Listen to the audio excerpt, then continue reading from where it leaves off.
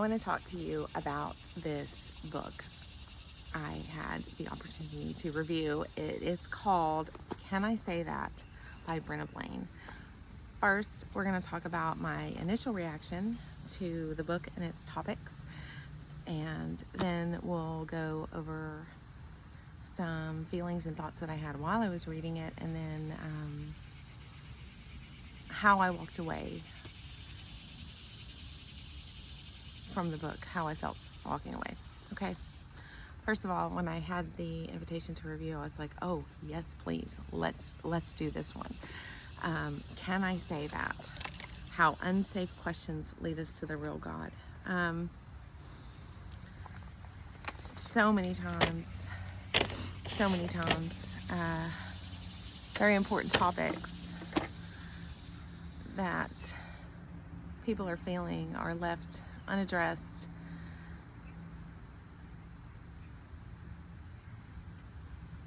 unhandled, and that leaves people feeling alone, abandoned, unheard, etc., etc. At church, at home, in relationships, etc., etc. I could go on for hours, and so I was so excited about this topic. And then I got it in my hands, and I chose not to do a deep dive. Sometimes I'll do kind of a deep dive on the author and learn a little bit more about them. I chose to not do that this time because I wanted to read the book first and have just I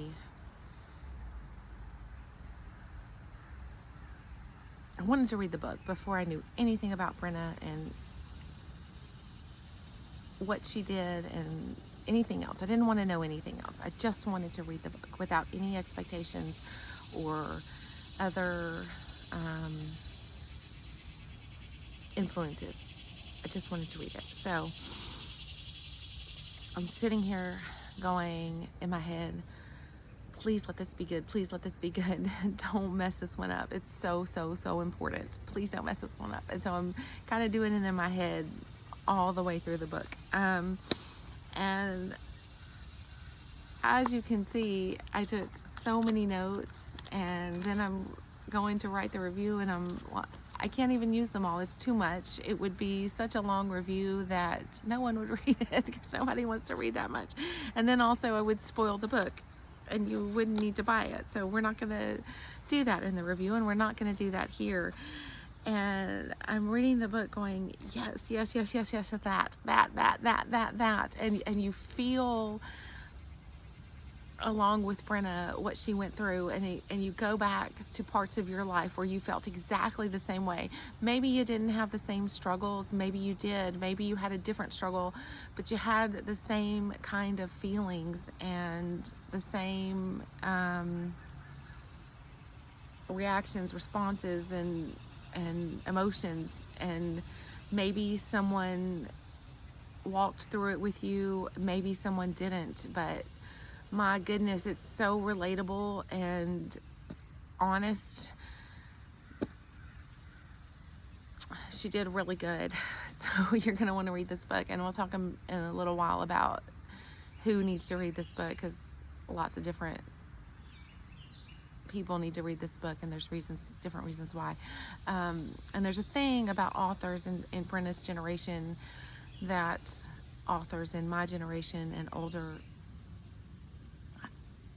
maybe some of them are capturing, but a lot of them aren't. There's an honesty and a rawness that her generation has that is so refreshing and just absolutely breathtaking. And Brenna has done it. You go through this book and you understand pain, and you understand scripture, and she doesn't pull scripture out and say this verse, this verse, this verse. She doesn't take anything out of context. She doesn't take anything and try to use it for the purpose that she wants it to be. She takes the full passage, the full understanding of what it was meant to be, and she wraps it around Jesus. she wraps it around Jesus, and it's so wonderful. And then you see that, and it's like something that you knew all along. People do this. They'll pull like a piece of a passage and use one verse to mean something, and then you see it in the whole passage and you're like, no, that's not it. That's not, they're doing it wrong, and it, and then when you go and read the whole passage and what it relates to, and you relate it to other passages, because it's all circular, it all pulls together. This passage in the Bible relates to this passage in the Bible, etc., etc. And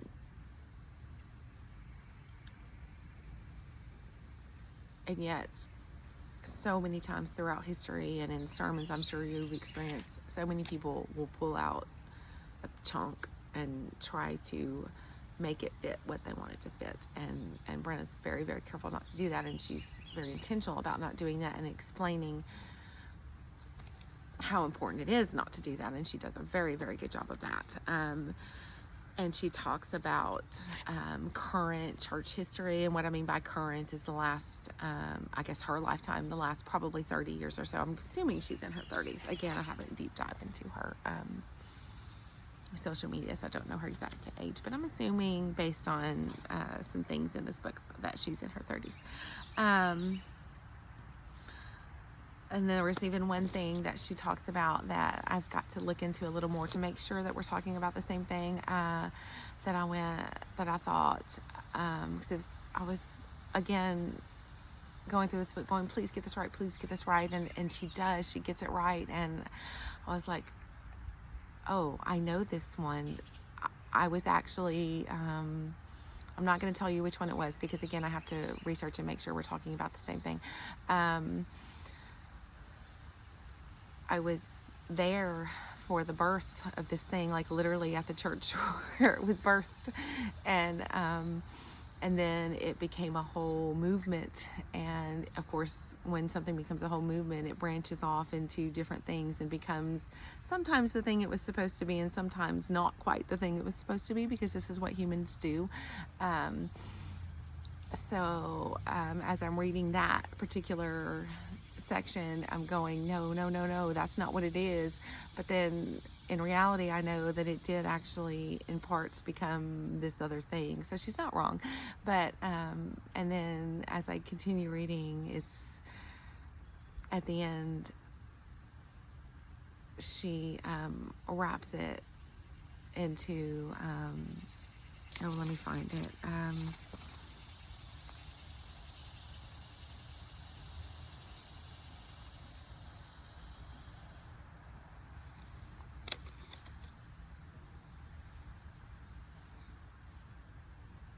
She kind of wraps it. I can't even read my notes. She kind of, anyway, she wraps it into, her final points on it, and she absolutely wraps it up beautifully, and it works, and it makes sense, and it's so beautiful and compassionate, and she didn't get it wrong. So whether I agree with her experience and understanding of it doesn't matter. And again, I have to research that. And there was another thing I want to say on that, that I took a note on, and I don't want to get it wrong, so bear with me just a second. She said it was something about experiences, and it was so good.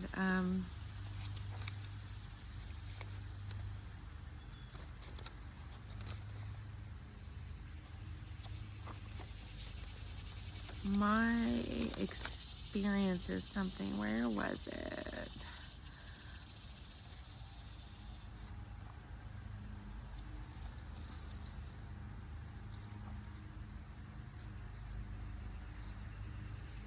I may have to, my experiences dictated the truth. Isn't that something? And you know, of course, as we grow and mature and learn more and read the scripture more, we learn more about ourselves and more about Jesus and more about what's true and what's not. But boy, don't our experiences have a lot to do with what the truth is, right? And so, of course, our experiences with Christ will help that truth be what it actually is. So let's talk about who needs to read this book. Really just everybody. If you're hurting, if you're feeling unheard, if you have church hurt, if you're struggling with loss, with pain, with confusion, with questions that aren't being answered, you need this book. Even if you're not, you need to read this book, because you need to understand the people around you and the hurt that they're feeling. If you're a church leader or involved in any church at all, you need to read this book, because you need to understand your congregation and those you are trying to reach, because you need to understand what people are walking through. And you need to understand what this generation is living through and feeling, and how they love each other. I could literally go on for hours. I could write a book on my response to this book. It's so beautiful. Y'all just need to read it. And then I got to the end. I hope I covered everything I said I was going to cover. Y'all, I don't even have enough hours in the day to talk about this book enough. I got to the end and to about the author, and it talks about, you know, who Brenna Blain is, blah blah blah, and it says connect with her on her Instagram. And of course my handle is Messy Bun Mafia, and hers is Bun on My Head. So Miss Brenna, I would love to meet you someday. Probably we never will, but oh my gosh, whether you wanted to be or not, you're in the Mafia now. So, girl, we got you. I feel so much of what you feel. Did I have the same experiences as you? Some of them, but most of them, no. But a lot of them, yes. And regardless of that, I feel so much of what you feel, and I think so many of us do. And you did such a beautiful job with this book. And so many times I say this in the blog post, I literally just wanted to send you a text message and